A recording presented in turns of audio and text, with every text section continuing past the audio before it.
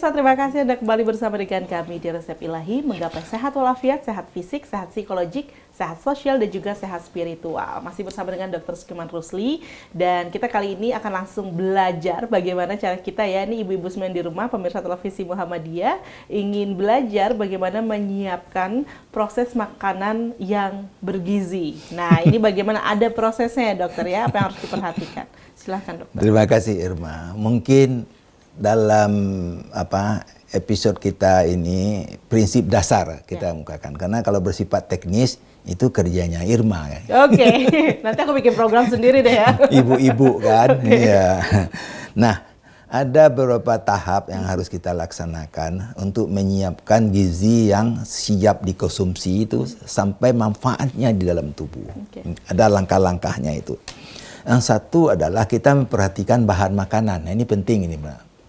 Nah, bahan makanan manusia yang terdapat di permukaan bumi itu dikelompokkan 3 saja. Satu namanya bahan makanan hewani. Baik. Nah, itu berarti bahan makanan bersumber dari hewan. Ini daging, ya, ada daging merah, daging putih, daging ikan, ya, telur, dan susu. Baik. Itu dari hewan. Yang kedua dari bahan makanan nabati. Ini berarti dari tumbuhan. Ini ada kelompok padi-padian, kelompok umbi-umbian, kelompok sayur-mayur, dan kelompok buah-buahan. Ini kita tidak terangkan betul, orang udah tahu itu semuanya itu. Nah, itu. Yang ketiga itu air. Air itu penting. Iya, itu bahan makanan. Nah, bahan makanan ini diolah. Nah, diolah ini namanya dimasak. Zaman sekarang ada 2 metode pengolahan. Satu pengolahan secara tradisi ya di dapur. Nah, ini banyak oleh ibu-ibu. Itu yang tadi canda kita. Ya. Yang kedua secara industri makanan.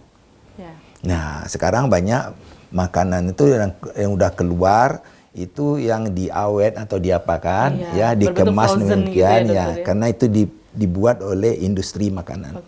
Di 2 bahan makanan itu diolah ya. Nah, hasil pengolahan ini disebut menu makanan. Jadi menu makanan yang dimasak sendiri. Nah, dimasak ini penting ini. Ada latar belakangnya itu. Yang dimasak itu juga tergantung budaya hidup, ya, kebiasaan dari kecil, ya, bagaimana juga agama. Ketahuan itu.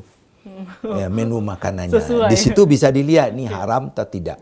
Halal atau toib atau tidak. Nah, di situ menu makanan ya. Nah, itulah menu makanan itu untuk dikonsumsi. Setelah itu mengkonsumsi makanan. Nah, mengkonsumsi makanan itu, jadi makanan itu ada 2 tipe, itu yang kita sebut ya makanan padat, makanan cair. Itu dikonsumsi, itu masuk ke tubuh. Nah, inilah yang menerima itu namanya gastrointestinal. Saluran pencernaan. Ya, penampung utama pertama adalah lambung. Lambung diolah, kemudian ke usus, dicerna, dilumat, sehingga bisa diserap oleh tubuh. Nah, di hati diolah, dihasilkan zat-zat gizi yang penting untuk tubuh.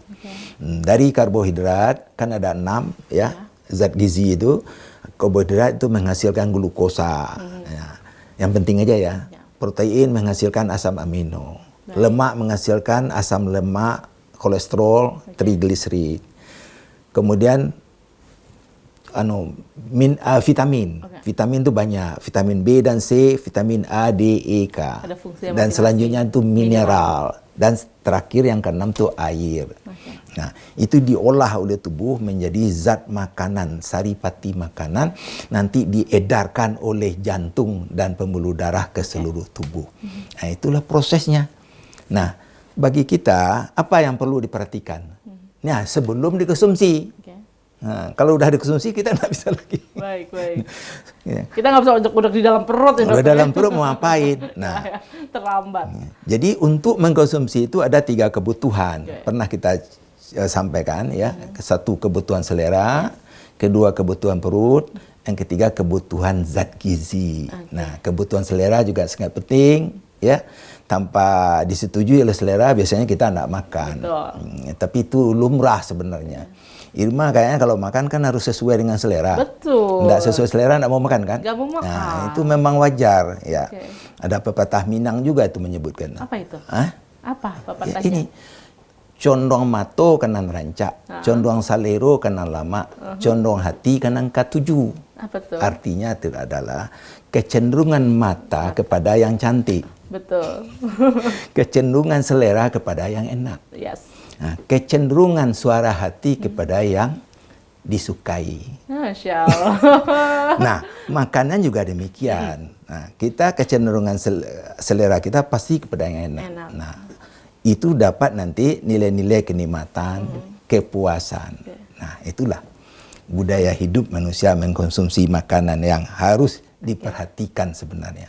Baik. Tapi yang penting sekali itu adalah bagaimana memenuhi kebutuhan zat gizi. Oke. Nah, ini yang sering diabaikan. Atau kadang-kadang dokter pernah nggak sih ini suka ada omongan-omongan ya di omongan-omongan tetangga atau omongan-omongan ibu komplek gitu ya. Kita lagi ngomong tentang satu bahan makanan yang bisa saja menjadi hilang gizinya pada proses pembuatan makanan itu sendiri. Apakah itu memungkinkan, dokter? Bisa. Oh ya. Bisa. Karena Jadi, kesalahan kita dalam prosesnya. Ya. Jadi dalam pengolahan makanan itu ada proses kimiawi. Baik. Proses kimia. Ada perubahan-perubahan secara Ya, kimiawi. Nah, itu berarti nilai-nilai gizi bisa berubah. Oke. Ya itu sangat ilmiah ya. Sulit juga kita memberi contohnya itu ya. Oke. Tapi itu bisa. Baik.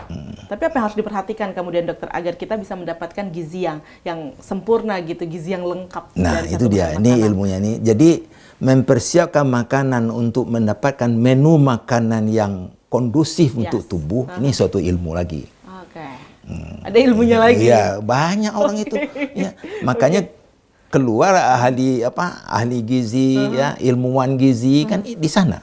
Dikasih tahu juga ya, bukan hanya makanannya apa atau bahan makanannya apa, tapi bagaimana memprosesnya agar bisa menjadi satu makanan yang memasaknya, memprosesnya, menyimpannya, menyajikannya, semuanya diperhitungkan. Baik, dalam sesi nanti kita akan belajar lagi ya sesaat lagi bersama dengan kami tetap di Resep Ilahi.